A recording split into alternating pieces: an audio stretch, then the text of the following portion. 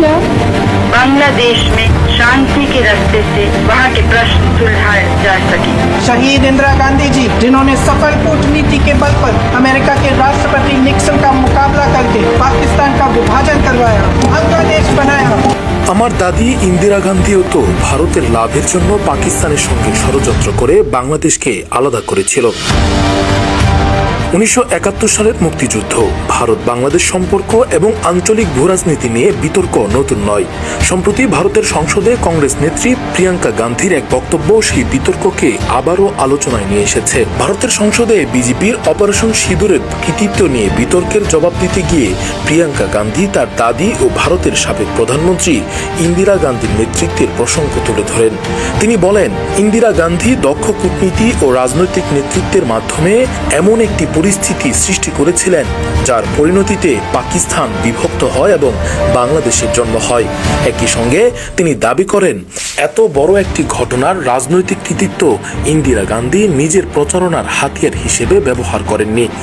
এই বক্তব্যকে ঘিরে নতুন করে প্রশ্ন উঠেছে, 1971 সালে ভারতের ভূমিকার প্রকৃত উদ্দেশ্য কি ছিল? हमें पूरा विश्वास है कि जब आजादी की आवाज उठती है, न्याय की आवाज उठती है, तो हमेशा उसी की विजय होती है। हजारों साल से हमने सहन शक्ति सीखी है और बहुत से दुख, बहुत से कठिनाइयां, बहुत से अत्याचारों को हमने सहन किया है।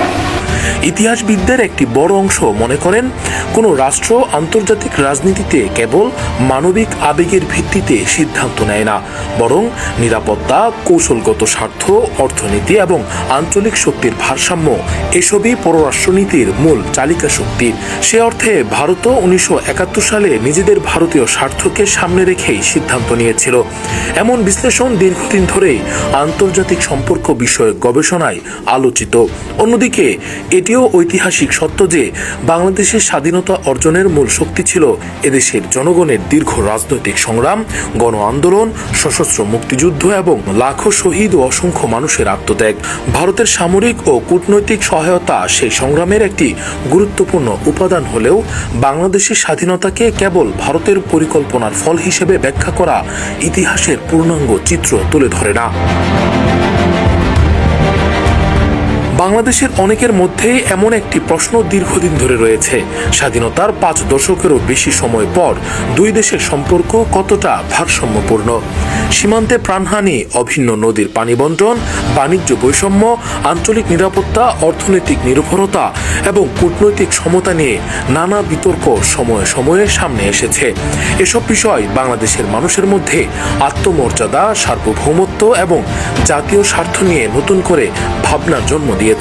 অনেক বিশ্লেষকের মতে একটি স্বাধীন রাষ্ট্রের সবচেয়ে বড় শক্তি হলো নিজেদের সক্ষমতা, অন্য কোনো দেশের প্রতি অন্ধ নির্ভরতা নয়, বরং অর্থনৈতিক স্বনির্ভরতা, শক্তিশালী প্রতিষ্ঠান, দুর্নীতিমুক্ত প্রশাসন, আধুনিক শিক্ষা, দক্ষ কূটনীতি এবং পেশাদার প্রতিরক্ষা ব্যবস্থা।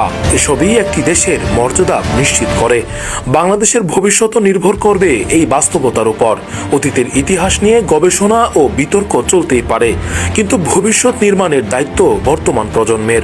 আমাদের প্রয়োজন এমন একটি বাংলাদেশ যে রাষ্ট্র নিজের স্বার্থ নিজেই নির্ধারণ করবে, আন্তর্জাতিক অঙ্গনে আত্মবিশ্বাসের সঙ্গে কথা বলবে এবং বন্ধুপ্রতিম সব দেশের সঙ্গে পারস্পরিক সম্মান ও সমতার ভিত্তিতে সম্পর্ক গড়ে তুলবে। বাংলাদেশের স্বাধীনতা কোনো দয়া বা উপহার নয়, এটি একটি রক্তস্নাত সংগ্রামের অর্জন। সেই ইতিহাসের মর্যাদা রক্ষা করার অর্থ হল তত্ত্বভিত্তিক ইতিহাস চর্চা, জাতীয় স্বার্থকে সর্বোচ্চ অগ্রাধিকার দেয়া এবং এমন একটি রাষ্ট্র গড়ে তোলা যেখানে নাগরিকদের অধিকার, সুশাসন ও আত্মমর্যাদা সবকিছুর ঊর্ধ্বে স্থান পায়। ইতিহাস থেকে শিক্ষা নিয়ে বিভাজন নয়, আত্মবিশ্বাস, ঐক্য ও জাতীয় স্বার্থকে সামনে রেখেই বাংলাদেশকে এগিয়ে যেতে হবে।